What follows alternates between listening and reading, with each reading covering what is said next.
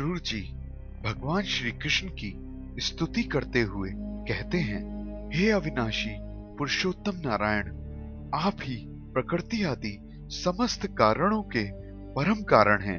आपके नाभि कमल से ही ब्रह्मा जी प्रकट हुए, जिन्होंने सृष्टि का निर्माण किया।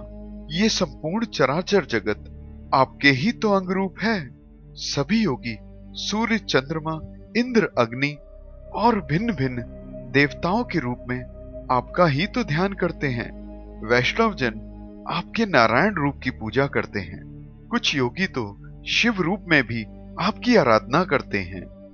जैसे पर्वतों से निकली हुई विभिन्न नदियां वर्षा काल में सब ओर से बहते हुए समुद्र में ही गिरती हैं, उसी प्रकार कोई भी योगी चाहे जिस रूप में आपकी उपासना करे, घूम घाम कर देर सवेर आप तक ही पहुंचता है। ब्रह्मा से लेकर समस्त जीव प्रकृति से निर्मित हैं और उनकी आत्मा के रूप में आप स्वयं विराजमान हैं, जो सत्व, रजो और तमोगुण रूपी आवरण से अपने को ढके रहते हैं, परंतु कभी भी इन गुणों में लिप्त नहीं होते। अग्नि आपका मुख है, पृथ्वी चरण, सूर्य चंद्रमा नेत्र और आकाश आपकी नाभि है। इस प्रकार ये संपूर्ण सृष्टि आपके अंगों में ही निहित है। जैसे समुद्र के जल में अनेकों जीव जंतु रहते हैं और गूलर के फलों में अनेकों नन्हे नन्हे कीट रहते हैं, उसी प्रकार आपके मनोमय पुरुष रूप में अनेक प्रकार के जीव जंतुओं से भरे हुए अनेकों लोक और उनके लोकपाल कल्पित किए गए हैं। हे प्रभु, आप भिन्न भिन्न क्रीड़ाएं करने के लिए ही इस पृथ्वी पर बार बार अवतरित होते हैं और उन सभी अवतारों में लोगों के मोह और दुखों का नाश करते हैं, जिसके कारण वे आपके निर्मल यश का गान कर पाते हैं। आपने जीवों पर कृपा करने के लिए ही मत्स्य, हयग्रीव, नरसिंह और वामन आदि कई अवतार ग्रहण किए हैं।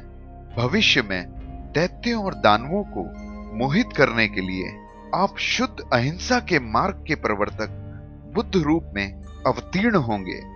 इसके भी बहुत बाद पृथ्वी पर जब क्षत्रिय मलिच्छों के समान हो जाएंगे, तब उनका नाश करने के लिए आप कल्कि रूप में अवतीर्ण होंगे। संसार के सारे जीव आपकी माया से मोहित होकर ये मैं हूं और ये मेरा है, इस भेद दृष्टि के झूठे प्रपंच में उलझकर कर्म मार्ग में भटक रहे हैं। मेरे स्वामी, इसी प्रकार मैं भी इस झूठे देह गेह, पत्नी, पुत्र और धन स्वजन आदि को सत्य समझकर उन्हीं के मोह में फंसकर भटक रहा हूं। इसीलिए मन में बहुत सी वस्तुओं को पाने की कामना है और उनको पाने के लिए नित नए कर्मों की पोटली लादे फिरता हूं। ये इच्छाएं और कामनाएं अंतहीन हैं।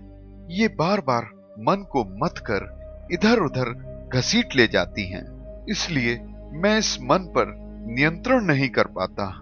देखिए न प्रभु, भटकते भटकते मैं आपके चरणों की छत्र छाया में पहुंच गया हूं। मेरे स्वामी, इसे तो मैं आपका कृपा प्रसाद ही समझता हूं।